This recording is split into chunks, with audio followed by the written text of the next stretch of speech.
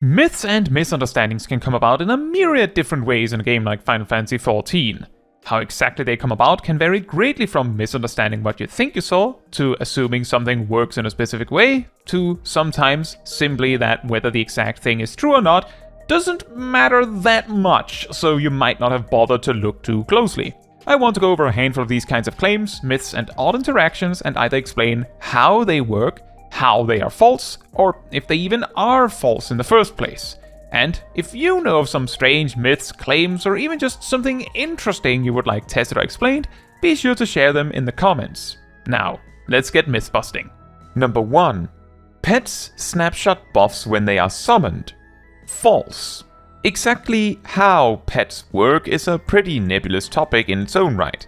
The game never explains it, or even how pets work at all, to be perfectly accurate.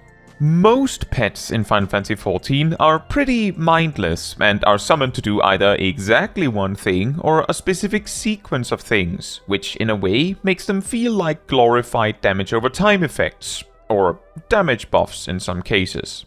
For some pets, it might seem more intuitive if they did snapshot your buffs when summoned, since you summoned it with your current power and then they delivered their attacks. In other cases, the summon repeatedly appears to attack alongside you, so it makes sense for it to check in on each attack. However, universally, pets scale with the player's stats and buffs in real time, with a few odd outliers. The first outlier is that Dark Knight's Living Shadow does not benefit from Darkside, which can be tested by using Living Shadow, letting it swing without Darkside, and then applying Darkside and noting the lack of a damage difference. Take note that Shadowbringer and Disesteem has higher potencies than the rest of the attacks for the Living Shadow. Another outlier about Living Shadow is that tanks inherently deal 20% less damage than other roles with the same potency attacks. It isn't stated anywhere in a trait or anything, they just do. You can demonstrate this by, for instance, equipping a max level paladin and a max level samurai with similar power weapons and gear, effectively, and then simply repeatedly using their ranged attacks, both of which are 100 potency. Now, the outlier is that Living Shadow does not suffer from this reduced potency, meaning, roughly speaking, that Living Shadow does more damage per potency than the Dark Knight. The second outlier is the fact that Astrologian's Earthly Star is a pet, and this comes accompanied with the same property that it scales real time with things like divination. This also means that there is a benefit to an Astrologian manually detonating their Earthly Star if it appears raid buffs will end before the star automatically detonates. On the same topic, White Mage's Lilybell is also a pet. However, there aren't really any regularly available buffs that boost all healing done. Most are either healing received, which would scale real time anyway, or applies to healing magic potency, meaning only spell healing. We've talked about this in previous episodes. An extra detail about pets is that they work with what is often referred to as pet potency. Notably, the pets have their own stat lines and then benefit from yours on top. Typically, they do not benefit from the party bonus, but aside from that can vary greatly between jobs, with a hilarious outlier here being that Summoner and Scholar have some of the weakest pets relative to their own power somehow. Which leads us to the third outlier, which is that Ninja's Bunshin, and by extension Phantom Kamaitachi, are also both pet potency. For most jobs with pets, the fact they have pet potency is more like a footnote, or sometimes comes up when comparing attacks. For Ninja specifically, the fact Phantom Kamaitachi is pet potency specifically means that when optimizing bursts, it might fall lower in priority than you might normally expect. The fact that pets scale real time with your buffs effectively means that you need to make sure your pet is actively attacking while raid buffs are running, preferably rather than it spending time being summoned while buff time is ticking. For the most part, pets spend little enough time performing their attacks that this shouldn't be a problem with a 20-second burst window for most jobs. But it is worth keeping in mind that, for example, a machinist summoning Automaton Queen 2 seconds before buffs drop are not getting super cheese free raid buff damage from doing so. This is also the reason why Dark Knight's optimal openers tend to summon Living Shadow significantly before raid buffs. Number 2. Placed AoEs and Snapshotting. In extension of the previous topic, let's take a revisit to this one. Placed AoEs are a rather specific set of actions covering, in total, Dark Knight's Salted Earth, Ninja's Doton, Summoner's Slipstream, White Mage's Asylum, and Scholar's Sacred Soil. All 5 actions have 3 specific properties in common. The first one is that while none of them outright mention this, they each tick once when initially placed, and then one more time every 3 seconds, with the first tick being, a bit strange, like with dots as usual. This means that the total amount of damage or healing any of these placed AoEs apply is whatever they say per tick, times the duration of them divided by 3 to get the ticks, and then plus 1 of those ticks. A notable detail here is that this means Scholar's Sacred Soil heals for a total of 600 potency, whereas Sage's mirrored equivalent action Keracholi only heals for 500 potency by being not a placed circle.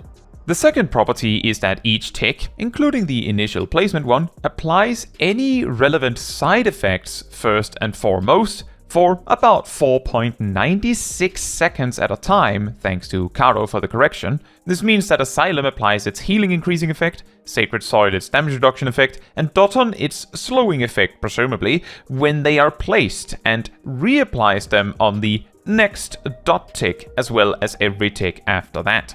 This means, for example, that Sacred Soil's damage reduction can last nearly 20 seconds, depending on how it aligns with dot ticks. This also means that Asylum's initial heal tick also benefits from its own healing increasing effect. The third property is that placed AoEs snapshot your state when placed, but scale real time with their targets. This means, for instance, that a ninja putting down Doton during raid buffs will put down a more powerful Doton even if the raid buffs run out in the middle. However, the Doton's damage will immediately be reduced when Dokomori or Kunai's Bane ends on their target, as those effects are on the target. This can be reasoned by the fact that Doton cannot possibly know if it existed before or after the damage increasing debuff did, and so whether it should take a snapshot of it or what.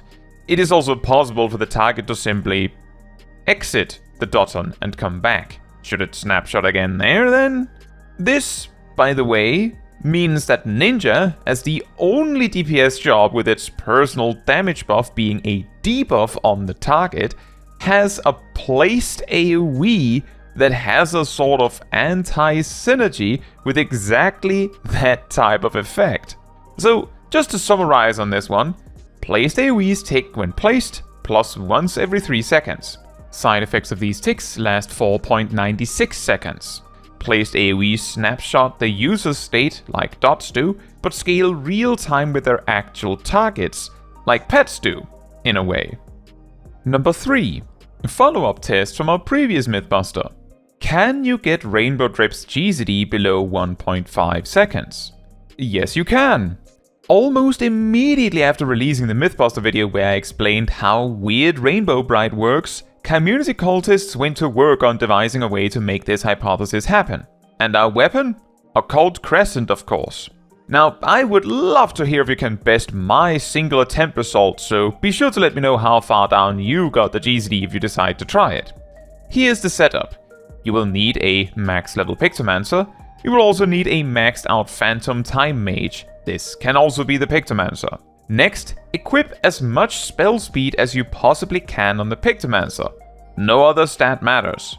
To do this, either equip pieces above item level 700 with spell speed as their primary property, or equip item level 700 pieces with spell speed on it preferably, and use spell speed materia to push it further. You will need an item level 700 weapon to do this, as Pictomancer don't really have spell speed on their Dawntrail weapons, for good reason. For comparison, I simply equipped my spell speed gear set for Black Mage, so you should be perfectly capable of beating my result. Next, using the striking dummy in the Southhorn base camp, use Starry Muse and work through spending the Hyperphantasia effect to produce the Rainbow Bright buff. Once that is done, apply Occult Quick with Phantom Time Mage, reducing your GCD by a further 10%. The order shouldn't matter. My test, with the help of Aradel, as I did not have Time Mage, got me to 1.47. I find it highly unlikely that we could push the GCD below 0.6 with the tools we have available, but I would love to be proven wrong. What is interesting is that the GCD went below 1.50, which is often viewed as a hard lower bound that cannot be pushed past. Let me know your results. Number 4. How do percentage-based healing effects interact with healing decreasing effects? This one was posed as a question on a previous Mythbuster video, and stems from the fascinating observation that percentage-based healing in PvP are unaffected by healing decreasing effects altogether. A simple example of this is the PvP role action Bloodbath, which heals you for 100% of physical damage done for its duration. This means, for example, that Dark Knight's Plunge, applying Soul Survivor, reducing healing from actions by 20%, will not affect the healing done by a Viper's Blood Coil, as it is technically percentage-based lifesteal too. And this is correct. This, of course, leads to the question of, is this also the case in PvE? And given the information I've shared on percentage-based healing in past Mythbusters, I imagine some of you already know the answer to some degree. Now, the first problem is that all percentage-based healing from non-limited jobs are OGCDs, abilities. And nearly every single healing decreasing effect in the game is either setting healing in general to a big fat 0, like Rathalos, or only applies to healing magic potency, meaning spells. I asked the community Discord, link in the description, we would love to have you, for suggestions as to where to find a healing decreasing effect that applied to everything, and pretty much every case turned out to be healing magic potency. Thought on Extreme applies Infirmity, which happens to reduce healing magic potency by 100%, but doesn't affect abilities.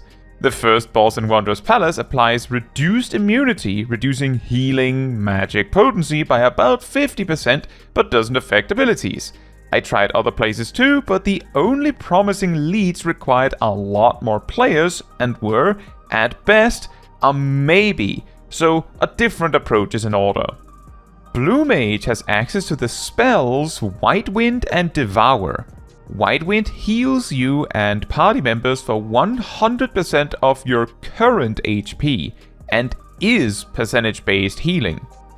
Devour is a spell attack that deals damage and heals the Blue Mage equal to 100% of the damage done, making it equivalent to, say, Bloodbath, but as a spell. I brought this to the first boss in Amdapor Keep Heart, which applies a stacking infirmity debuff that does exactly the same as the others, gradually reducing healing. White Wind, even with many stacks of this debuff, still healed for exactly 100% of my current HP, and Devour healed for exactly 100% of the damage done.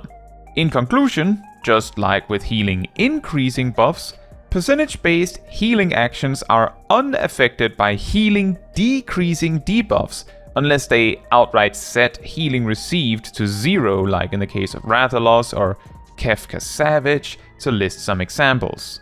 Number 5. Does Flamethrower count as doing something? For the context of Pyretic and Deep Freeze and similar effects. Machinist Flamethrower is an odd action. For the 10 seconds you maintain it, you are technically not using any actions or really moving, but what does the game think about that? So, specifically Pyretic and Deep Freeze are effects that are somewhat awkward to track down in duties I can test all on my own. The best test subject is Seed of Sacrifice, but that requires a full party to even try. Or alternatively some fancy raised footwork, I guessed. This is not actually the case, we'll get back to that in a bit. Failing that then, Snowcloak's first boss has the mechanic Snowdrift, which applies a debuff that eventually becomes Deep Freeze if it stacks high enough, but is applied in the same way as Deep Freeze.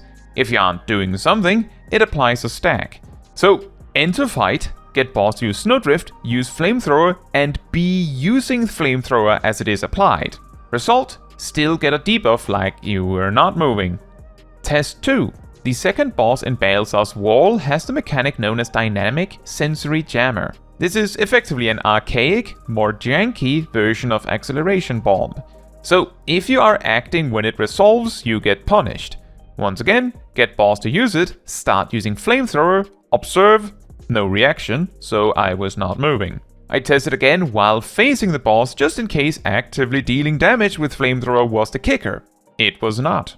The only remaining test to cover then is to try actual Pyretic and actual Deep Freeze, but based on these tests, we should already have evidence to suggest Deep Freeze would hit. The one up in the air is Pyretic, as maybe it ticks each time Flamethrower ticks, and the problem with the Jammer and Snowdrift tests is that if Flamethrower only counts as acting for a fraction of a second whenever it ticks, then it would come off as not acting basically every time for both of these. Pyretic would show it most effectively, as each time an infraction occurred, damage would be taken.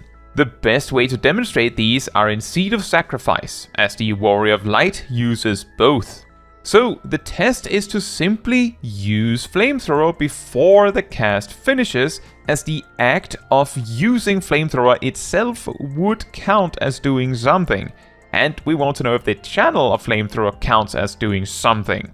So first, for Pyretic, remember that the application of Pyretic itself deals some damage, so what we're looking for is if further damage after that is dealt.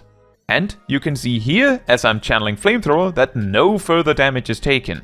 Similarly, for Deep Freeze, I start the cast of Flamethrower and then get frozen for a very interesting visual. But keep in mind that the moment I got frozen, the Flamethrower buff disappeared, meaning the flames here do no damage. But with that, we can conclude that maintaining Flamethrower does not, in fact, count as doing something, which is a pretty funny picture to imagine. I'm not doing anything as you hose down the enemies with Hellfire. Be sure to let me know in the comments if you happen to come across or have a myth or claim, or even just something interesting you would like explained or tested. I do keep a list of these, so just because I didn't cover yours yet, doesn't necessarily mean I skipped it. Now, that is all for this video. Thank you so much for watching. If you would like to support me and my channel more directly, you can become a member like these wonderful people here. You can also alternatively support me through Ko-Fi, link in the description. You can also support the channel by letting the YouTube algorithm know by liking the video, leaving a comment, subscribing, sharing, and hitting the bell to get notified when next I post a video. Fun fact, healing decreasing effects usually only targeting spells isn't too surprising considering this effect's popularity in A Realm Reborn, combined with the fact that all OGCD healing back then were percentage based. Bloodbath and Life Surge were lifesteal even then, Second Wind healed for 15 or 25% of your max HP depending on job, and Lustrate also healed for 25% of your max HP. Whispering Dawn was even listed as a spell, eliminating it too. So it made sense to only decrease spells as abilities were percentage based anyway.